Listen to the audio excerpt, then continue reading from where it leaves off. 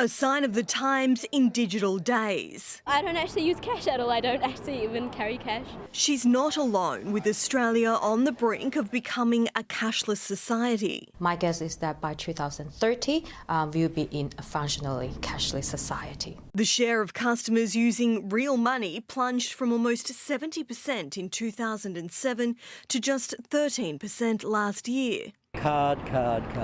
I feel like most things have gone cashless recently. But that's still 1 in 10 who rely on it. They trust it, they know how to use it. There's a big chunk of older Australians who aren't confident in using a device. Despite being legal tender, businesses have no legal obligation to take cash. Gloria Jean's the latest company to launch a cashless trial, leaving a bitter taste in the mouth of coffee drinkers. I was going to pay cash, but if I can't, I'm probably just going to go home.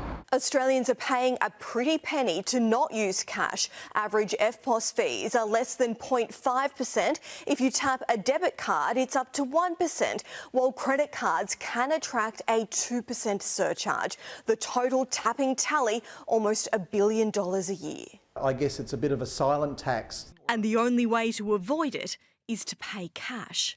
Have you ever walked into a cafe, pulled out a $20 note and been met with the awkward look? Sorry mate, card only. You stand there thinking, since when did my own money become inconvenient? Well, that awkward moment isn't just happening in Australia, it's happening across Europe, across Asia, across North America, and governments and banks and technology companies all seem to be heading in the same direction. The world where cash slowly disappears. But here's the question. Is this simply progress, or are we walking to something much bigger? Today we're looking at Australians' cashless future.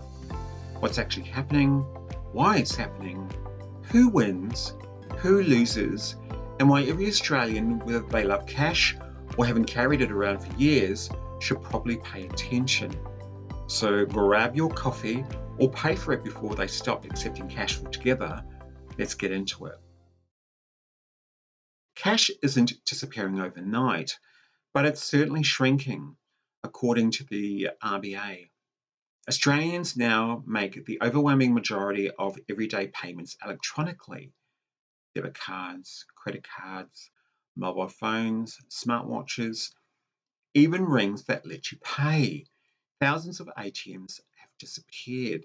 Many bank branches have closed. Some businesses openly refuse cash, and others simply don't have enough change anymore. Australia Post has become one of the country's biggest providers of banking services, simply because traditional bank branches have been disappearing. Australia isn't alone. Sweden has become one of the least cash-dependent societies in the world. Norway is close behind. China's cities rely heavily on QR code payments. India experienced one of the history's largest shift away from cash after demonetization in 2016. Even the United States has digital payments overtake cash for many everyday purchases. The trend is global. Supporters say that there are plenty of good reasons. Digital payments are faster, more convenient, cheaper to process, safer than carrying large amounts of cash. Businesses reduce theft, banks save money, governments can reduce tax evasion, criminal activity involving cash becomes harder, consumers enjoy instant payments, online shopping becomes seamless, and in many ways, it's hard to argue technology hasn't made life easier. Most Australians tap without thinking. Some younger Australians have barely used physical cash. It feels normal. But convenience often comes with trade-offs. Let's start with the winners. Banks save billions by handling less physical cash. Transporting, securing, and processing notes and coins is incredibly expensive. Payment companies benefit every time you tap your card. Technology companies benefit as mobile wallets become increasingly popular. Retailers often enjoy fast checkout times. Governments gain improved financial visibility. Economists argue that digital payments have reduced the underground economy and improved tax compliance. Some experts also say digital payments can improve financial inclusion when people have access to affordable banking and internet services. On paper, everyone appears to win, or do they? This is where things become more interesting. Not everyone lives in the same digital life. Older Australians often still rely on cash. People in remote communities may experience internet outages. Small businesses sometimes face transaction fees that eat into already tight margins. Privacy advocates argue every digital payment creates a permanent record. Instead of anonymous cash, every coffee, every supermarket visit, every tank of fuel, even potentially become a part of a digital trail. Cybersecurity also becomes more important than ever. If payment systems fail, power goes out, internet connections drop, or banks suffer outages, cash suddenly looks pretty useful again. Australians have already experienced banking outages affecting major financial institutions, reminding everyone that digital systems are not infallible. Because this isn't simply about choosing between coins and cards, it's about resilience, choice, privacy, access. Australia is a massive country. Natural disasters regularly disrupt communications. Bushfires, floods, cyclones. Regional communities often rely on whatever payment method still works. Cash doesn't require batteries. Cash doesn't need mobile reception. Cash doesn't ask for software updates. And perhaps most importantly, cash allows Australians to choose how they pay. Many economists arguing maintaining payment diversity actually strengthens resilience.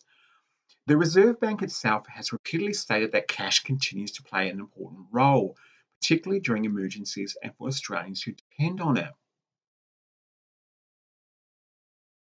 Now, this is where the internet often goes into overdrive. Some people believe cashless societies are simply the next stage of technology progress.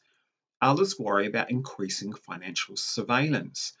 Around the world, governments and central banks are researching central bank digital currency, CBDCs, a digital version of national currencies. Australia has been conducting limited research and pilot projects into the wholesale CBDCs through the Reserve Bank of Australia, but no decision has been made to introduce a retail digital Australian dollar. Countries including China, the Bahamas, Jamaica, and Nigeria have already launched versions of CBDCs, while others are researching or piloting them. Supporters argue that these systems could improve payment efficiency. Critics raise questions about privacy resilience and how such systems should be governed. It's important to separate confirmed developments from speculation. There is no evidence that Australia has announced plans to eliminate cash entirely. In fact, the Australian government has indicated it intends to protect access to cash while digital payments continue to expand. But history always tells us major technology shifts really happen all at once. They happen gradually. One ATM closes, one bank branch disappears, one cafe goes card only, one generation grows up never using cash, and before you know it, the change feels inevitable. Technology itself isn't the enemy, convenience isn't the enemy, progress isn't the enemy. The real question is whether Australians continue to have genuine choice. Should we embrace digital payments? Absolutely. Should we preserve the ability to use cash? For sure. Now, that's a debate worth having, because once something disappears, getting it back can be much harder. If you found this video valuable, give it a thumbs up, subscribe to the channel, hit the bell notifications so you don't miss future videos that cut through the red tape, and explore the issues affecting everyday Australians. And remember, sometimes the biggest changes don't arrive with headlines. They quietly arrive one tap at a time. Cheers, legends.